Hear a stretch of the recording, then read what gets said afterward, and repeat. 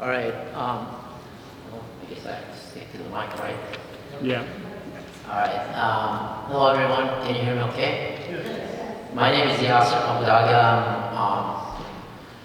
I'm Palestinian American. I'm originally from Gaza, and I live here in the state of Iowa since '97. I'm just going to talk a little bit about what's going on in Gaza, and then maybe open it up for what we need to do, what we can do to help the people of Gaza, and then we can move to questions and answers, hopefully. So let me see if I can. So I guess it's important to understand the history, and as Barry has said, we need to learn about the history, and history did not start on October 7th.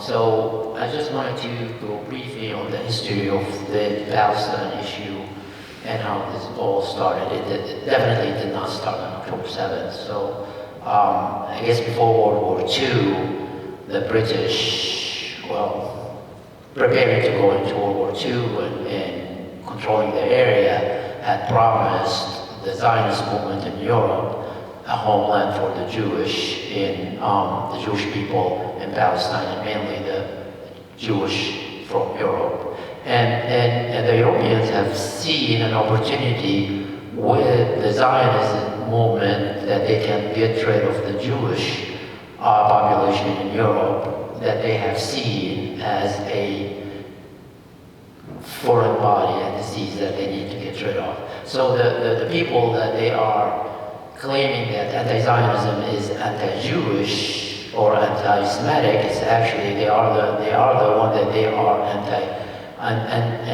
anti-Jewish. The Zionist movement was encouraged by anti-Semitic people like Balfour and others, that they wanted to get rid of the Jewish population in Europe.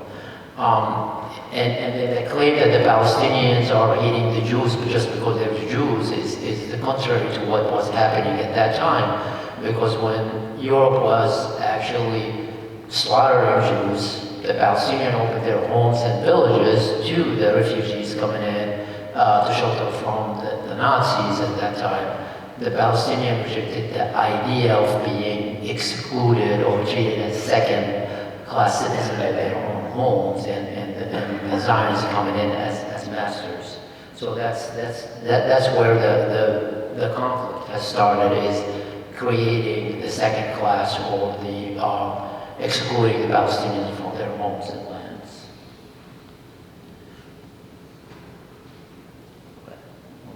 Trying to. Okay. All right. So the Nakba, which is the catastrophe in Arabic, that's when the Zionist gangs moved in and start clearing all the Palestinian villages from the Palestinians and replaced them with settlers from Europe.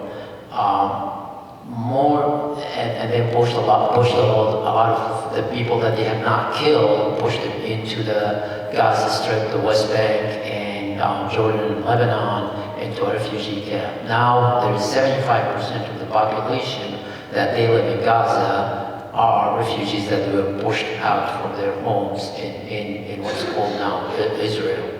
And that's before October 7th. So 75% of the Palestinians that they lived in Gaza, they have been living in refugee camps for more than 75 years. So the history did not start on October 7th.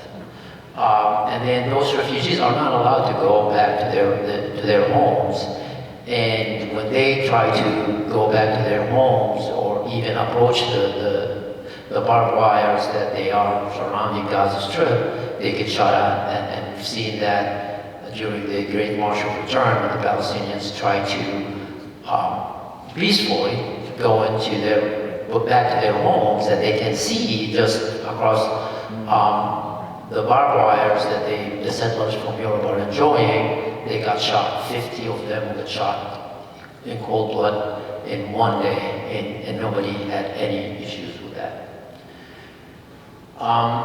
And of course, all the properties were given to the settlers that are coming from Europe, and we've seen in anybody that can claim that they are Jewish, they can come in and take over the Palestinian land and the Palestinian homes. And we've seen just in 2021 a settler from New York go in and took over Palestinian home in Jerusalem under the cover and the protection of the Israeli army. And when the owners of the home asked him, why did you take our home? And that's the mentality of the Zionism movement. They said he said that if I don't steal it, somebody else will steal it. So it's a fair game for anybody to grab it, as long as you Zionists, as long as you're coming in as a settler. So how did we get there? As I said, Gaza Strip is just a small strip of land that a lot of the refugees were pushed out from their homes into it. It is about 25 miles long, 10 miles wide at the widest area, and has been under occupation, military occupation, and ruled by Israel for 57 years. And then on top of that, since 2006, it has under a blockade, so nothing can get in or out from Gaza without really special permits. And then it was described by the UN as the world's largest.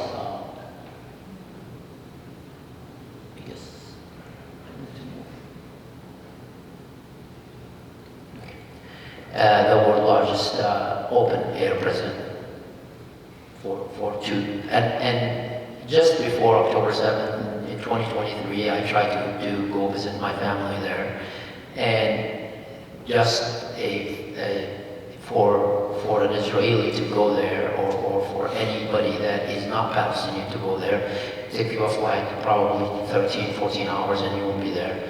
It took me 4 days to go there. I have to fly into Egypt, and then from Egypt, I'll have to take a taxi ride from the Cairo airport to the border, and that taxi ride is supposed to take 6 hours. It took me 3 days because of all the checkpoints and making sure that and Egypt is complicit on the blockade on Gaza and what's happening in Gaza. They are just a tool to Israel and the U.S. government to keep the blockade and keep the occupation going. You move maybe 10 miles and there is a checkpoint, and some of those checkpoints you have to sleep, and those checkpoints were made specifically for the Palestinians that they're trying to go to Gaza Strip, to make sure that nobody goes in, nobody knows what's going on, and not the rest of the world know what's going on in Gaza.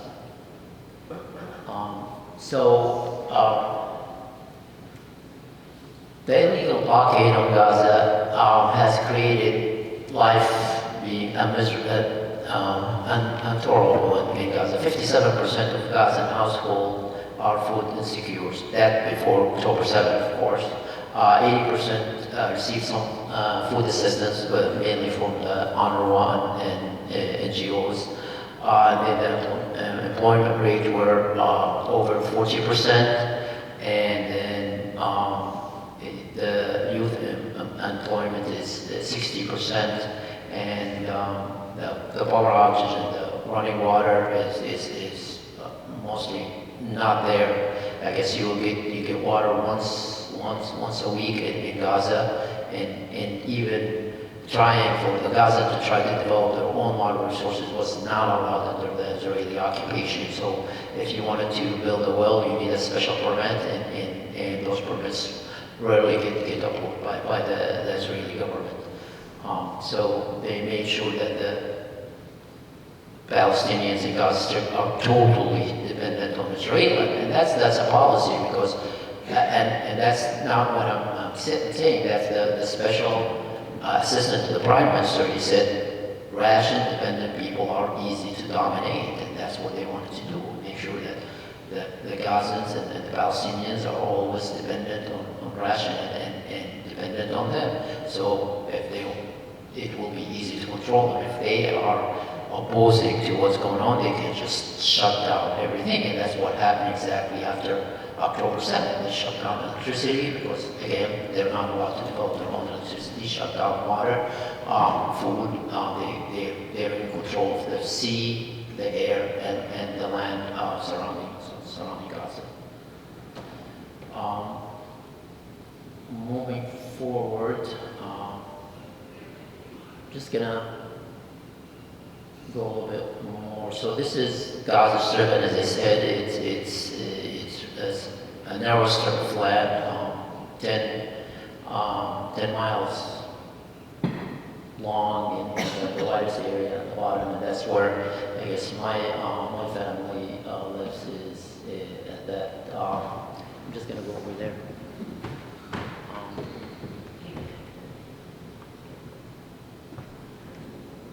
Live over here. I don't know. Maybe this one. No, I can put. I think. Anyway, so and as you can see, there's that area that is highlighted in orange. That's where the no man land, if you will, that the Israelis have created to make sure that no Palestinians get closer to the borders, and then the shaded area in the sea is off the limit of the Palestinians, and then the Egypt border, just the narrow area there, and that's totally controlled by Egypt under, and anybody needs to go in will have to, the Egyptian will have to get permit from Israel to go in. And there's no goods who are allowed to go in from Egypt into Gaza. So, and this is just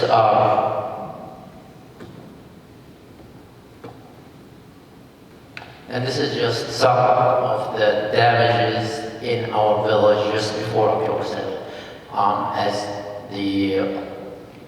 Also the Office of the Prime Minister of Israel had said before that we will keep the Gaza Strip under siege. We will count the calories that each person will consume, and once in a while we'll go in and mow the lawn. So they don't even consider the people that they live in Gaza, not even animals. They consider them weed, and they will go in and mow the lawn once in a while.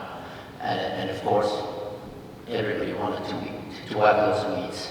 So this is just some of the destruction from the several wars that Israel had inflicted on Gaza Strip, and that's just in our village. Of course, I guess you guys have access to internet and you can see more, but I just wanted to show you what I saw when I was there.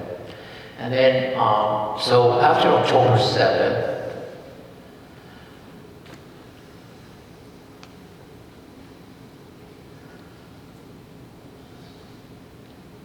or since October 7th, more than 42,500 Palestinians have been killed, including 16,500 children. Of those are killed, and those are all killed within a year, more than any wars in the recent history that had killed more children than the Gaza war. And more than 99,000 people, or close to 100,000 people were injured.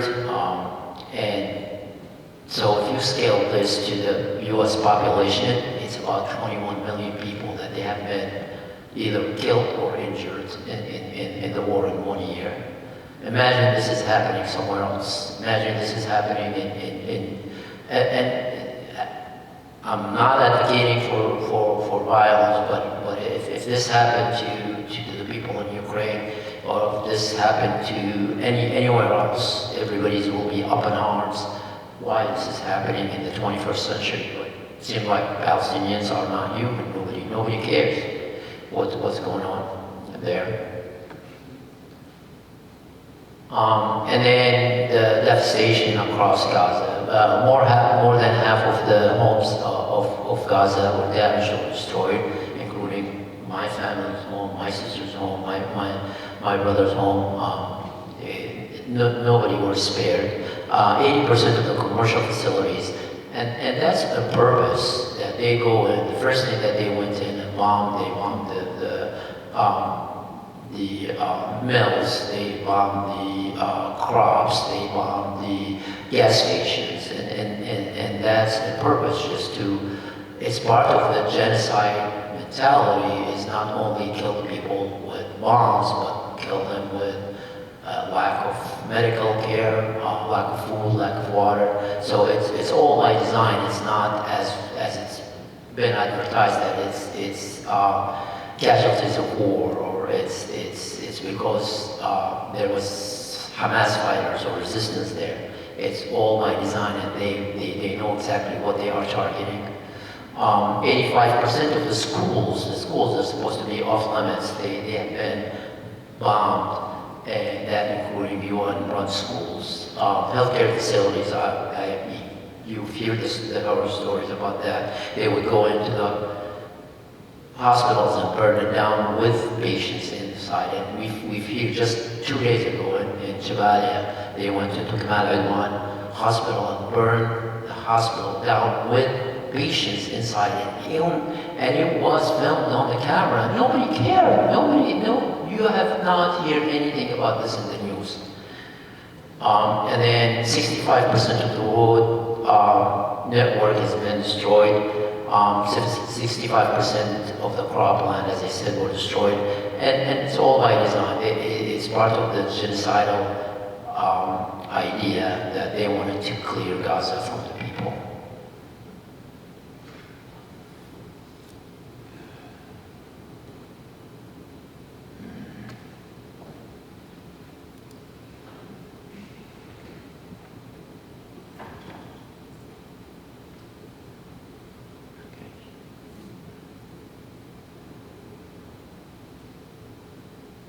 It's not moving. Did I do something? All right, I guess I'll just read from my slides somewhere.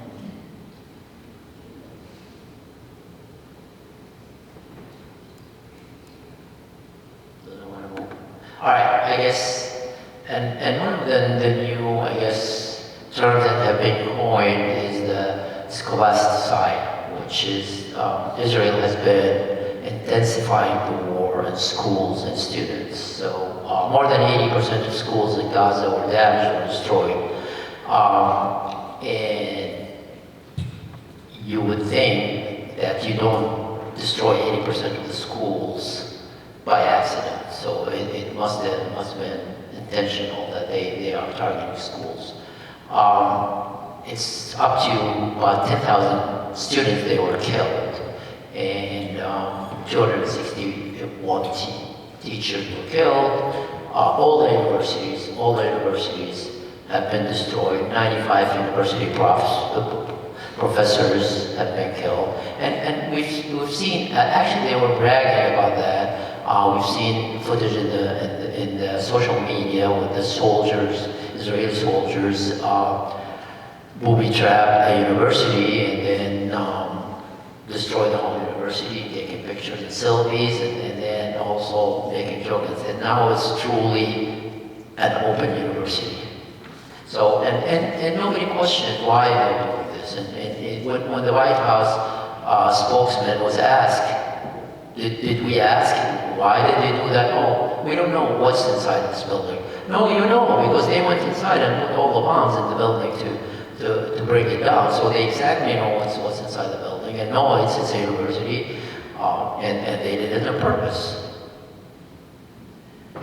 And then I guess for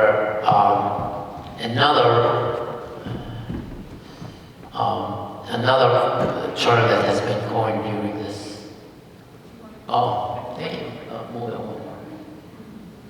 So it's the democide and destroying the universities is one example, is that they are on purpose destroying all the structures in Gaza to make it unlivable. So it's worse than we have seen in World War II in Dresden and Rotterdam. More than 70,000 housing units have been destroyed, 290 partially damaged, and I said family home there, and I'll show pictures. My brothers and sisters' homes were destroyed or damaged, and then you have 70% of the structure in Gaza were destroyed, and then you have 84% of the structure in northern Gaza were destroyed, and they're doing that. I guess they're intensifying this in northern Gaza because they wanted to. Nobody knows, but it seemed like they wanted to bring back settlements in northern Gaza, so they wanted to clear it out of anything that is Palestinians, and then there is 1.9 million Palestinians displaced in Gaza. And then I guess we keep hearing that the Israelis want the Palestinians to move, but there is nowhere is safe. So they tell them to go here, and then in the way to go there, they get bombed. And once they get there, their tents and get burned down. And so it's a fallacy that we keep repeating what the Israelis said, that they are warning people before they bomb. And that's, I guess they warn them 1/10 of the times, and even when they warn them, they still get after them and kill them and bomb the safe areas that they claim as safe areas. And then I guess in every hour, the hour that I've been talking to you now, 15 people were killed. 6 of them are children. 35 people are injured. 42 bombs are dropped. And it's in that little strip of land, there's about 1.5 billion pounds of bombs were dropped, more than what has been dropped in London, or or more than what's dropped in Nagasaki and Hiroshima during World War II. And that's for that little piece of land with the most densely populated area in the face of Earth. And then you have 12 buildings are destroyed every hour.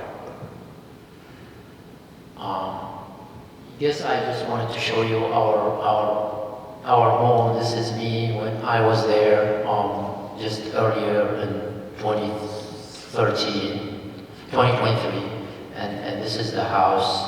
I guess we are one of the lucky. I guess one of the lucky houses, because if you can see the area around this is all flattened, and then a lot of damage to the house, but still the house is still standing.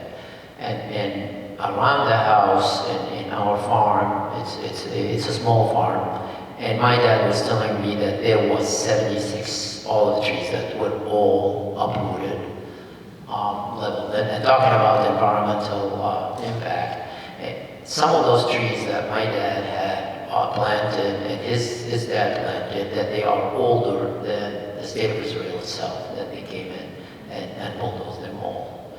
And I guess, and this is just scenes, and this is more scenes of our village, on how the devastation on the village. And I just wanted to bring something that is actually close to home. I know that there is a lot of information in the internet and you can search it, but I just wanted to show you how the war has affected me and my family personally. In addition to, I lost count of how many people from my family, but at one point there were more than 70 people from my family have been killed during this war. And this is a more, and if you can look, this is the mosque, and you know, worship places supposedly need to be off the limit, but this is what's left of the mosque in our area as well. I guess also I wanted to touch a little bit on the West Bank. Well, West Bank, there's no Hamas. Actually, the PA is very friendly to the Israeli government. They actually, the PA has always said that security of Israel is our security, so they are actually helping secure the settlements and so on. But even with that, they get rewarded with an apartheid system in the West Bank and even in Israel itself. Israel would confiscate Palestinian land to build those huge, big settlements in the top of the hills around the villages and control all the water resources, and then build big, huge roads to go to those, and those roads are off limit to the Palestinians, and the way they control it is with a different plates, license plates. You have the license plate here, the white one is with the green writing, the writing is the Palestinians, and then the yellow one is the Israeli. So if you are driving the car with the white license plate, you're not allowed on certain roads because those roads are just for the Israelis. And of course, Jerusalem is very important, so they make sure that the majority of the people that they live in Israel are Jews, so they deny the Palestinians building permits. They demolish a lot of their homes. The money that the city spends on the Jewish part of Jerusalem is 90% of the budget, while the Palestinians only get 10%. And then new buildings, you get 93% of the buildings that they are being built are to serve the Jewish population, while the Palestinians get only 7%. And then again, it's just before October 7th, the killing continues in the West Bank as well.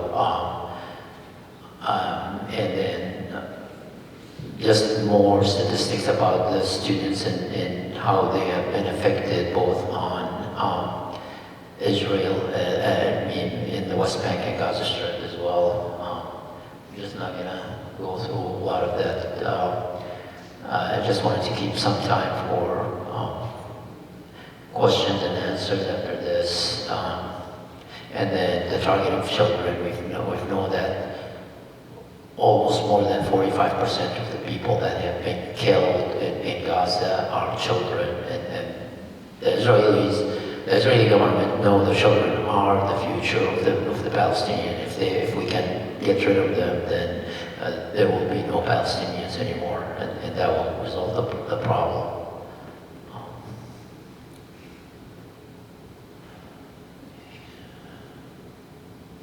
I guess, and also the cultural destruction is to erase the Palestinian culture and actually stealing it and claiming it for their own.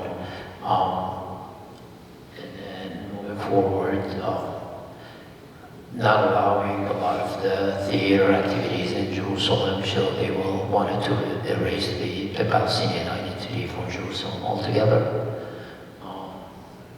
And then, of course, Israel is running an apartheid system, not only in Gaza and the West Bank, but also against the Palestinians that they are living within Israel. And there is multiple laws within the Israeli system that they are actually perpetuating the apartheid system. And I guess the crown jewel of those laws that has been passed a couple of years ago is the nation state, which is classified that the Jews are the first class citizen and anybody else does not have the equal rights to the state resources and protection as the Jews. And then I just wanted to kind of introduce you to what we are trying to do to help the Palestinians in Gaza, and a group of us in eastern Iowa had come together after October 7th and started thinking about being frustrated with our government stopping funding UNRWA and the lack of resources and help getting into Gaza, we established the Hope Foundation.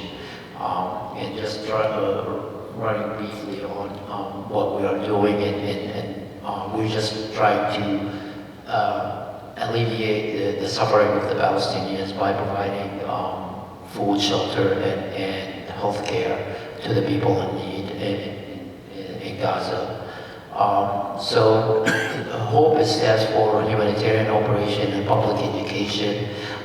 It's a nonprofit organization that is incorporated in Iowa. It's a 501c3 organization, and it is run 100% by volunteers here and also in the ground in Gaza to distribute food and shelter, and also building healthcare facilities in Gaza as well. What we have been doing is, I guess, we have been fundraising in around Iowa and the Midwest. We have a website and Facebook page that has been created, and we have done multiple dinners and fundraising events around the area, and we'd like to come here and also work with the community here to work on ideas to fund more, to raise more funds to help the Palestinian in Gaza.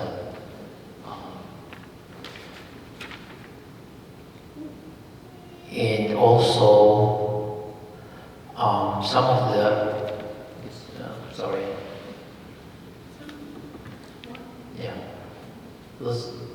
Yeah, so I guess some of the relief work that we have been doing is we have been distributing coupons that will allow the families to go to a local store and get what they need. And usually it's hard to get anything. And Israel has been allowing some of the commercial trucks to come in, so our volunteers will go in with the money provided from us to buy those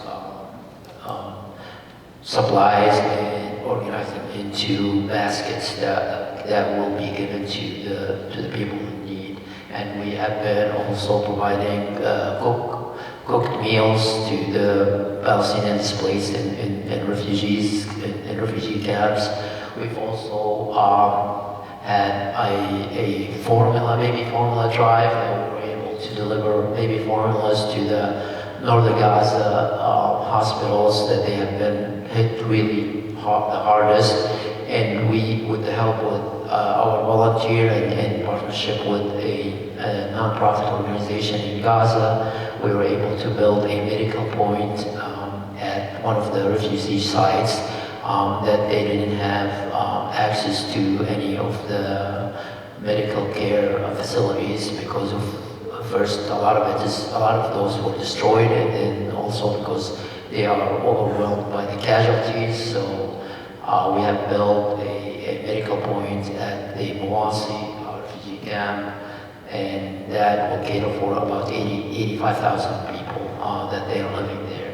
And we also distribute fresh, clean water that we buy locally from, or we just get locally from local distilleries to distribute in the camp as well.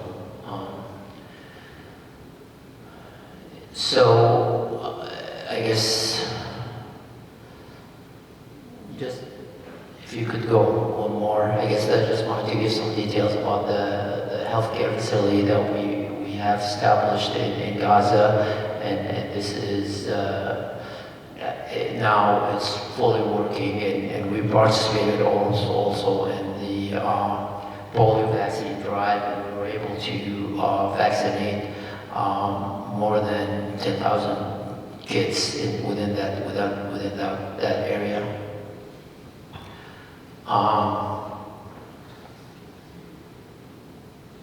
Yeah, that's part of the polio vaccine drive as well.